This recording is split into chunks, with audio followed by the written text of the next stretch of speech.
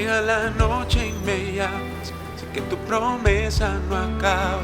Eres el camino, la vida y verdad, con solo una palabra me sanarás. Sé que con fe se mueven montañas entre mi vida y mi casa. Por medio de tu amor sé que puedo vencer, todo es posible si puedes creer. Fiel y firme aquí estoy, he venido a escuchar tu voz. Fiel y firme aquí estoy, fiel y firme aquí estoy, fiel y firme aquí estoy, he venido a escuchar tu voz. Fiel y firme, Fiel y firme, fiel y firme. Fiel y firme aquí estoy, he venido a escuchar tu voz. Fiel y firme aquí estoy, firme. fiel y firme aquí estoy, fiel y firme aquí estoy, he venido a escuchar tu voz. Fiel y firme aquí estoy.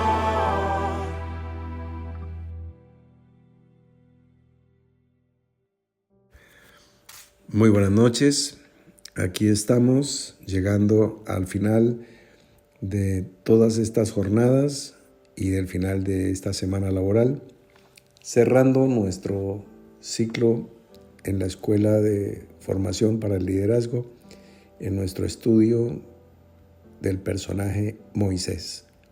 Segundo módulo y será presentado en este cierre por nuestro compañero Eduardo Laguna.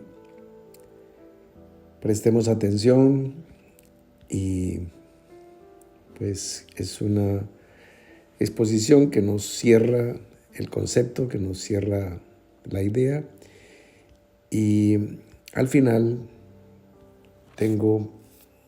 cuando él termine, entro yo a compartirles algo muy importante para tener en cuenta, y con eso concluimos por hoy.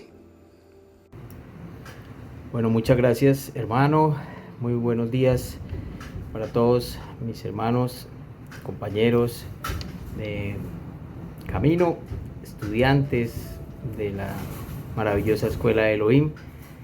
Para mí es un honor nuevamente y un placer inmenso estar aquí, que podemos estar todos juntos, que podamos compartir una enseñanza. Con esta exposición mía estoy cerrando el ciclo de mis exposiciones en el módulo de Moisés. Es mi cuarta exposición y está cerrándose ya el módulo.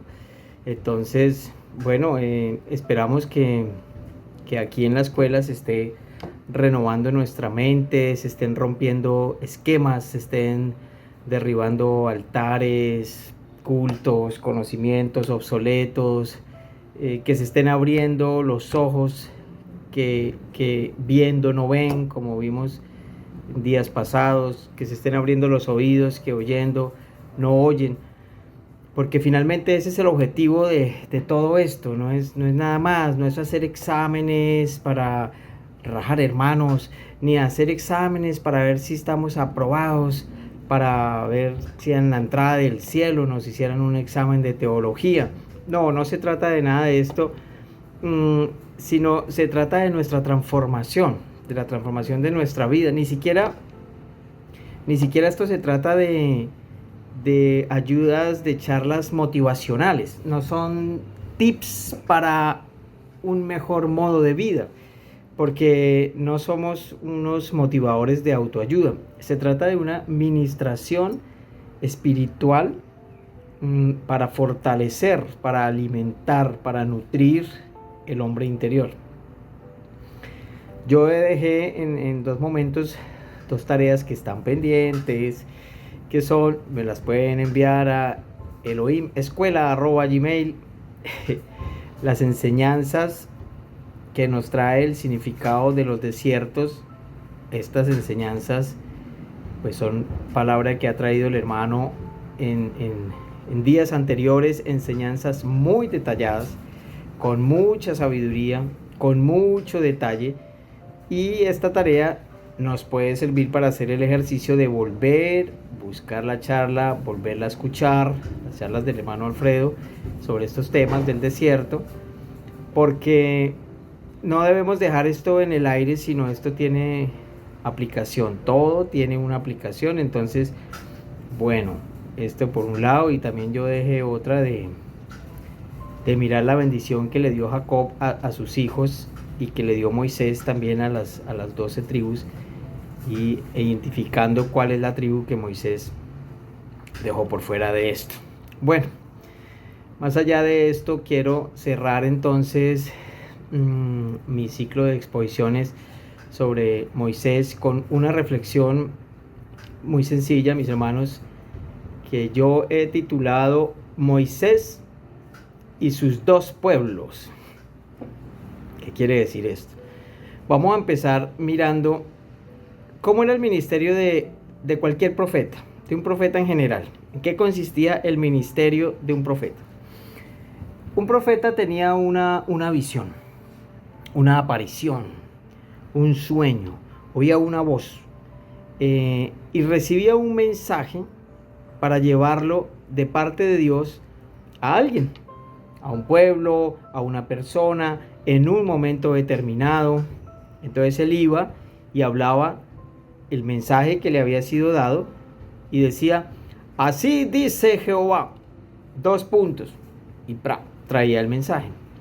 Lo otro muy importante que un profeta debía saber bien era correr, porque inmediatamente después de dar el mensaje tenía que meter pique, porque si no, pues básicamente lo mataban a piedra.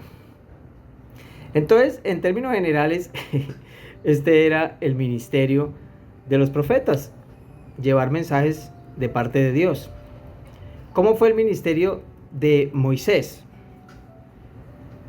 que es profeta? Entonces, es muy diferente en todo. Digamos que comienza igual, comienza con una visión, con un llamamiento, con una aparición, con un mensaje que se le encomienda llevar a alguien en un momento específico, etc. Pero los profetas llevaban el mensaje, como el mensaje que se les había encomendado, como un mensajero de servientrega, y se iba a la casa, si es que no lo mataban antes, se iba a la casa. Pero Moisés no se fue para ningún lado. Entonces Moisés llevó el mensaje a Faraón, salió con el pueblo de Israel y le tocó quedarse con ese pueblo y hacerse cargo de ese pueblo el resto de su vida. Pues eso ya marca una diferencia total, porque entonces ya Moisés empieza a asumir otros roles, además del de profeta, además de haber llevado el mensaje a Faraón. Pues entonces este profeta ya se empieza a convertir se convierte en la máxima autoridad de un pueblo. Los otros profetas no. Entonces, miremos un poquito atrás. Cuando Israel entró en Egipto, en tiempos de Jacob, en tiempos de José, cuando llegó Jacob con sus hijos, pues era una familia grande. Era una familia de 70, dice la palabra. Y llegaron a Egipto y estuvieron allí. Y pasó el tiempo. Y pasaron los años, y los años, y los años, y se multiplicaron, y crecieron, y fructificaron, etc. Y esos 70 se volvieron, dice la palabra más adelante, como 600,000. Entonces, son 600,000 cuando aparece Moisés como un libertador para librarlos de la opresión de Egipto, como una figura de nuestro Redentor, como una figura de que aparecería un Redentor que libraría a un pueblo oprimido, a un pueblo cautivo. Moisés viene siendo como esa figura.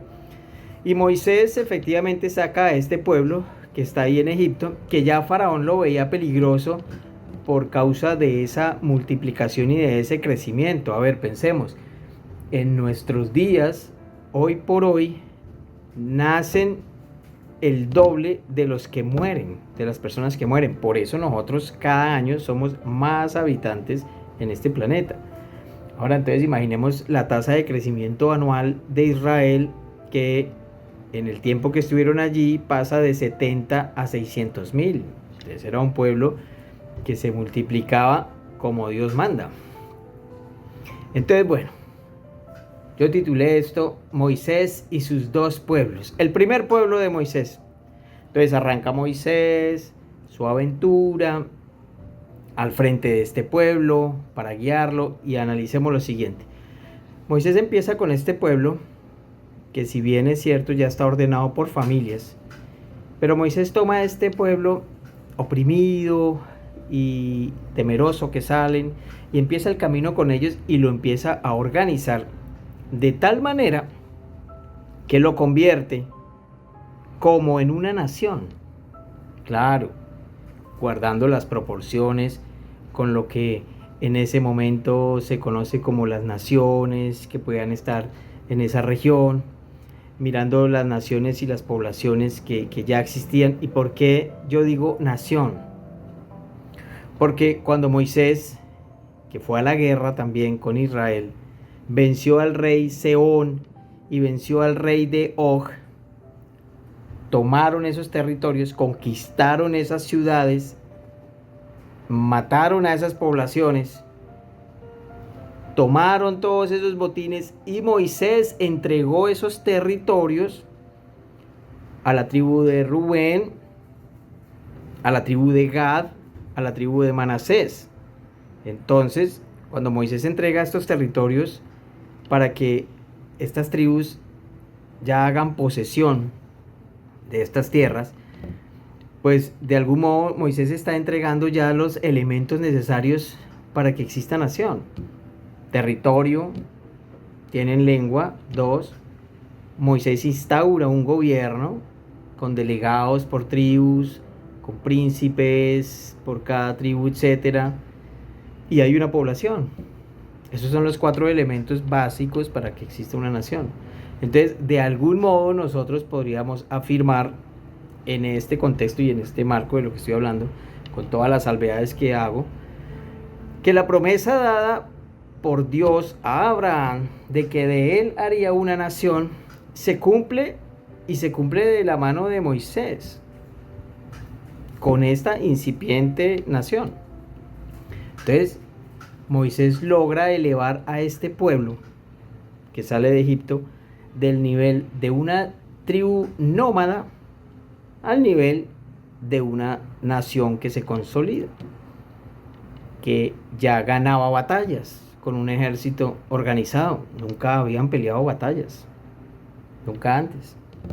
Entonces, miremos otro poco de este super profeta. ¿Cómo se llama ese modelo de gobierno en el que no existe separación de poderes, sino que el dirigente, en él se concentran todos los poderes? No es Venezuela. Espere. Es monarquía. Monarquía. Absolutista. Claro. Entonces, solo manera de ejemplo, en esto Moisés, de manera tácita, se convierte como en un monarca de Israel, transitoriamente. Moisés concentra en su persona, sonó un poco boyacense, el poder ejecutivo, el poder legislativo, porque él fue el que dictó las leyes, y el poder judicial, porque es a Moisés al que le llevan los casos y él los juzga, los casos que le presentan. Entonces, podemos mirar que el ministerio profético de Moisés sí es bastante diferente a los profetas tradicionales. Moisés se volvió un gobernante. Bueno, ¿y el pueblo? Pues con Moisés, Israel es un pueblo que empieza entonces a adquirir fama, porque los demás pueblos, las demás naciones se enteran y saben de lo que el Dios de Israel le hizo a Faraón, de lo que el Dios de Israel hizo en Egipto, y se enteran de lo que el Dios de Israel está haciendo también con los pueblos del desierto. Entonces ya hay como cierto temor por allí generalizado de que hay una nueva nación que anda por ahí invadiendo, porque pasaron de ser un pueblo oprimido que huyó corriendo al Mar Rojo a ser una nación que avanza con un ejército invasor. Porque así como en la naturaleza vemos que hay cazadores y víctimas, hay depredadores y cazados. En el mundo hay naciones invasoras y naciones invadidas. Y si no, que lo diga el profesor George Bush, experto en la materia. Entonces, Israel pasó de ser el miedoso a ser el que mete el miedo. Entonces, continuemos. Israel entonces ya tiene un código legal completo con normas penales, con normas civiles, con normas comerciales, tienen hasta derecho de familia, por supuesto, todo el derecho procedimental. Ya tienen un culto súper organizado, usos, costumbres.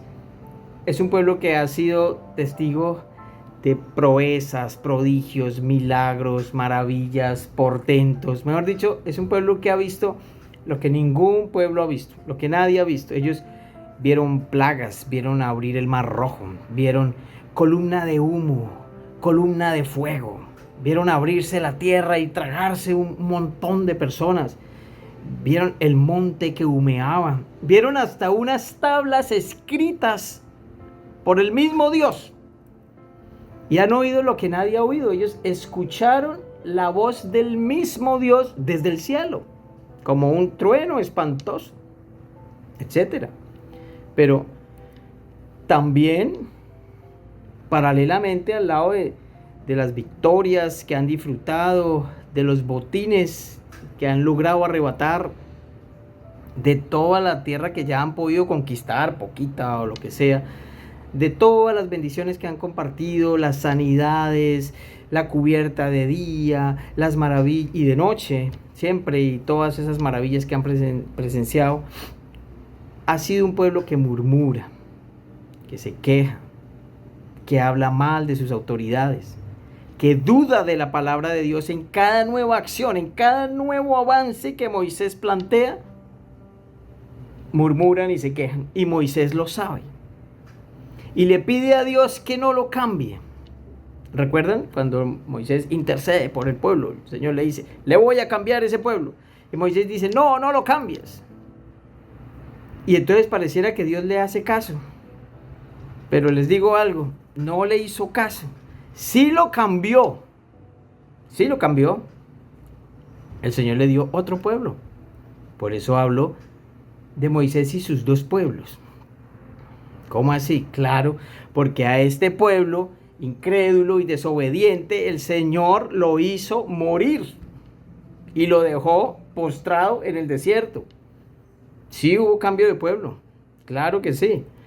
Dice el apóstol Pablo en 1 Corintios 10 del 1 al 5, voy a medio leer, medio parafrasear, dice así: no quiero, hermanos, que ignoréis que nuestros padres todos estuvieron bajo la nube y todos pasaron el mar. Oiga, y todos en Moisés que se conectaban en la nube, que leí mal, que fueron bautizados en la nube y en el mar, y todos comieron el mismo alimento espiritual, y todos bebieron la misma bebida espiritual, porque bebían de la roca espiritual, que era Cristo. Pero de los más de ellos no se agradó Dios, por lo que quedaron postrados en el desierto. Perdón por el lapsus en la lectura, que conectados en la nube, no, estos bautizados en la nube. Murieron. El pueblo, la nube, murieron. El pueblo que vio las maravillas, que se organizó, que murieron. El Señor los hizo morir. Entonces, se levantó de ese mismo pueblo otro pueblo.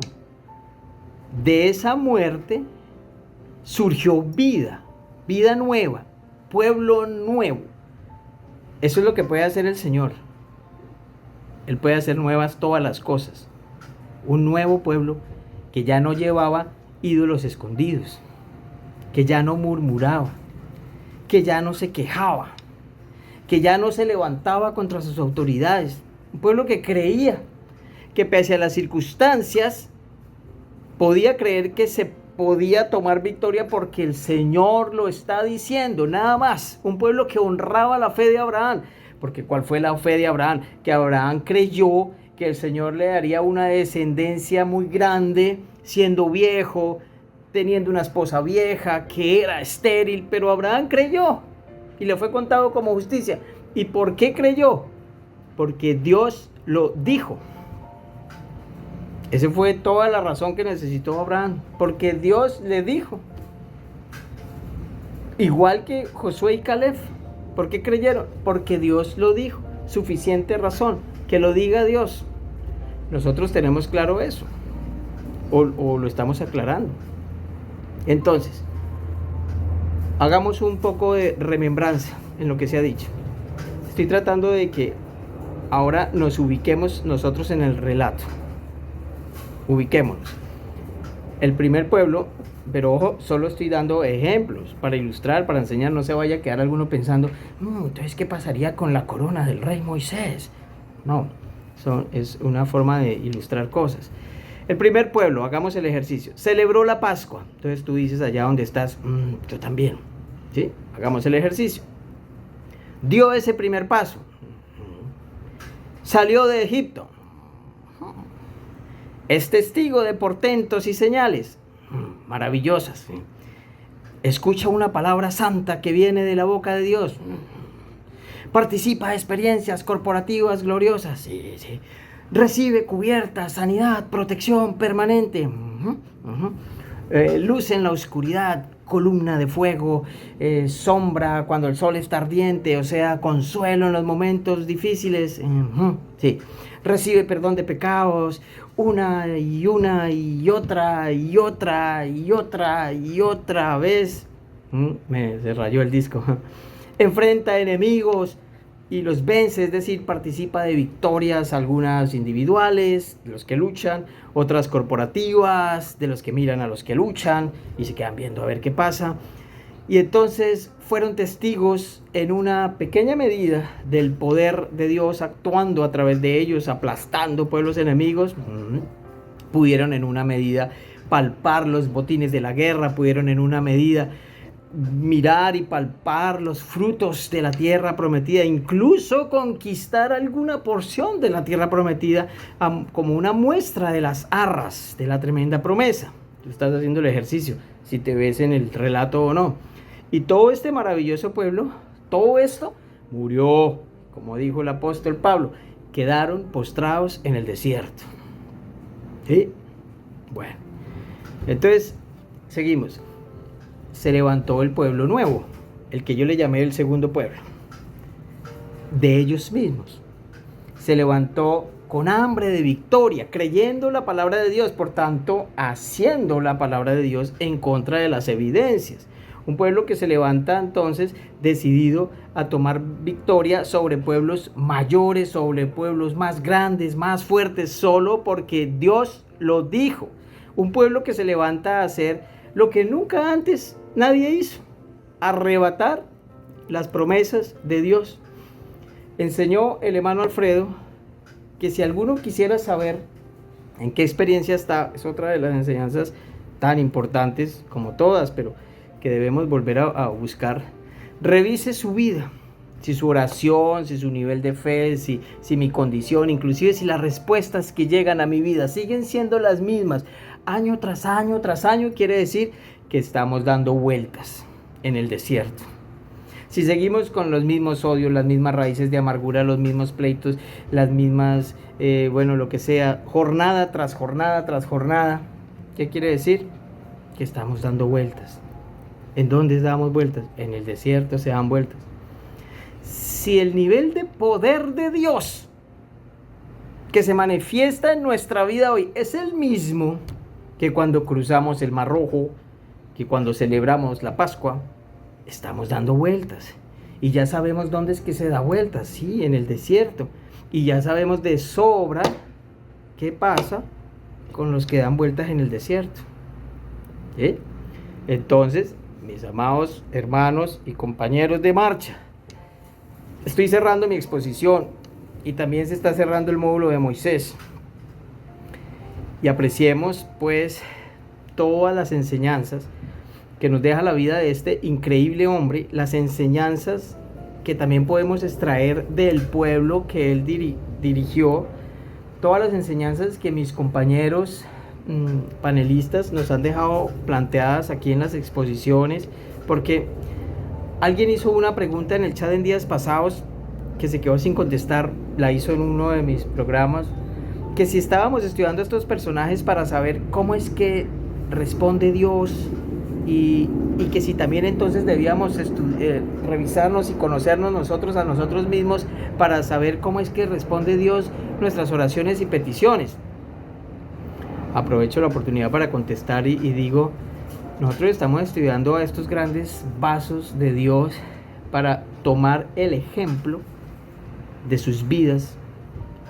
No que vayamos ahora, a algunos se le ocurra, ay, voy a imitar a Abraham y entonces sale con su hijo al monte y voy a sacrificarlo. No, aunque le den ganas a veces, no, esa no es la enseñanza de lo que sacamos de Abraham, pero nos debemos conocer también a nosotros mismos para saber a qué nos enfrentamos, sobre qué es lo que tenemos que tomar victoria. Este es el mapa, ese mapa que alguna vez puse, este es el mapa. Este es el territorio, este es el tabernáculo, aquí está el santuario que debe ser puesto, diseñado perfectamente y ordenado perfectamente para que el Señor lo llene a plenitud. Está aquí. Entonces, una vez más reitero que las enseñanzas que se pretenden traer acá en la escuela de Elohim no son cualquier tipo de enseñanza, no son ni solo conocimiento bíblico para acumular, ni cualquier enseñanza para nuestra ayuda, porque no somos unos motivadores de autoayuda para la emoción, sino es una enseñanza que sirva como alimento, que nutra al hombre interior, para que el hombre interior que está en mí crezca, para que se fortalezca, para que tome las riendas de esta casa, para que me libere como Moisés liberó al pueblo. Juan 8:36 dice, si el Hijo os libertare, seréis verdaderamente libres. ¿Cuál Hijo? ¿A cuál Hijo hace referencia? Jesús. Él no es Hijo, Él es Padre. En la dinámica y en el movimiento del Espíritu en la que hemos venido hablando, Él está sentado en el trono del Padre, al que se debe levantar en medio mío, en mi vida, al Hijo de la libre. Esto también ya lo vimos, que sale de la unión de la Santa Iglesia, que no es estéril, con el esposo, el Hijo de Dios, los hijos de Dios. Entonces, la creación entera gime a una esperando la manifestación gloriosa de los hijos de Dios, de esos hijos de ese Dios, que como dijo el Señor, lo repito, si os libertare, seréis verdaderamente libres. Entonces, la creación entera los está esperando, pero primero debe crecer aquí, fortalecerse aquí, tomar las riendas de esta casa, enseñorear sobre toda esta casa, liberar esta casa, y ahí sí manifestar libertad a todas las criaturas. Entonces aquí se nos está enseñando a aprender a leer, aprender a exponer, aprender a oír, aprender a calificar a los demás. Todas estas enseñanzas fortalecen esa vida interior. De eso se trata esta escuela. Entonces, mis hermanos, pues muchas gracias por toda su atención permanente, por su participación siempre. Es mi invitación a que se levante de en medio de nosotros un nuevo pueblo, que se levante en medio de nosotros un nuevo ser, tomando victoria en reconciliación, en perdón, en amistad, en estrechar lazos que están débiles o en unir lazos que están rotos, etcétera, y tomar victoria y marchar como el pueblo en orden hacia la victoria, hacia donde el Señor nos indique. Les agradezco mucho su atención, el tiempo. Un abrazo para todos. Al hermano Alfredo, la oportunidad y las tremendas enseñanzas que están cambiando nuestras vidas. Muchas gracias. Bueno, una excelente reflexión que nos permite ya ir, espero, con decisiones importantes al descanso, ir al merecido descanso, ir a reposar, pero tomando decisiones importantes para nuestras vidas. Muy bien. Tres cosas. Mañana tenemos una asamblea muy singular y es un mensaje que nos cierra todo la exposición de lo que hemos hablado respecto a la ley y nos proyecta hacia David, que es nuestro siguiente módulo. Entonces, todos cordialmente invitados a esta asamblea de mañana en la noche. Por la mañana, pues nuestro programa de adoradores, como todos los sábados. Otro punto, pues un abrazo inmenso, así rompehuesos para nuestra amada hermana Isaura Torres, quien está cumpliendo años como misionera internacional en territorio colombiano. Dejó su tierra, su parentela, su familia, su trabajo, sus estudios, sus afectos, y está ahí como en tierra extraña, pero no lo es, porque está rodeada de afectos, está rodeada de cariño y de bendición, y ella a su vez es una bendición para todos los que la rodeen o entren en contacto con ella. Feliz cumpleaños, amada Isaurita. Y el otro punto que quiero comentar con ustedes, y la tercera, es desearles a todos una feliz noche. Y mañana será un maravilloso cierre de semana. Y con esto nos despedimos. Hasta luego.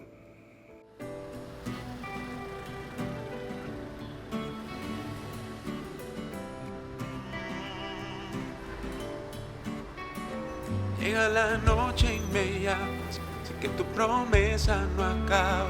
Eres el camino, la vida y verdad, con solo una palabra me sanarás. Sé que con fe se mueve